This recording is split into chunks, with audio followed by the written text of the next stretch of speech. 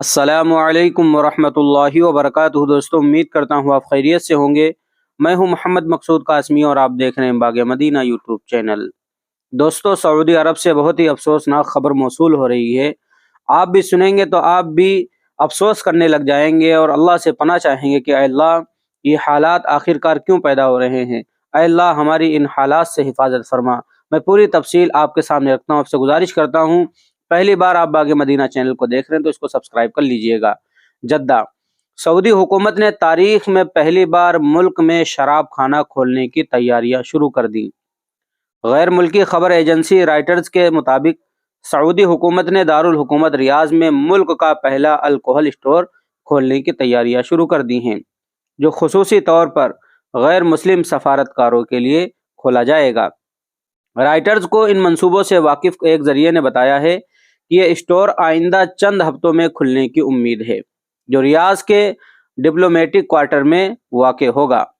صارفین کو شراب کی خریداری کے لیے موبائل ایپ کے ذریعے اندراج کرانا ہوگا۔ وزارت خارجہ سے کلیئرنس کوڈ حاصل کرنا ہوگا۔ صارفین کو ان کے ماہانہ کوٹے کے مطابق شراب فراہم کی جائے گی۔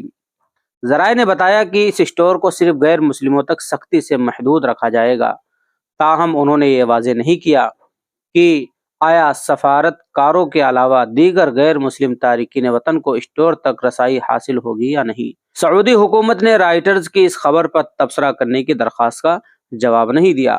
خیال رہے کہ سعودی عرب میں اسلامی قوانین سختی سے نافذ ہیں، البتہ اب سعودی حکومت محمد بن سلمان کی قیادت میں ویژن 2030 کے تحت معاشی اور سماجی اصلاحات کر رہی ہے، جس میں ملک کو غیر مذہبی سیاحت کے لیے کھولنا، کنسرٹس اور خواتین کو گاڑی چلانے کی اجازت سمیت دیگر اقدامات شامل ہیں۔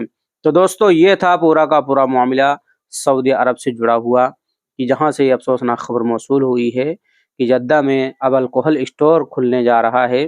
اب آپ حضرات کا اس خبر کے متعلق کیا کہنا ہے؟ نیچے کمنٹ کیجئے اور پہلی بار چینل پر آئیں سبسکرائب کر سکتے ہیں۔ چلیے دوستو، پھر ملتے ہیں انشاءاللہ جلدی کسی نئے ویڈیو میں کسی نئے ٹاپک کے ساتھ۔ السلام علیکم ورحمۃ اللہ وبرکاتہ۔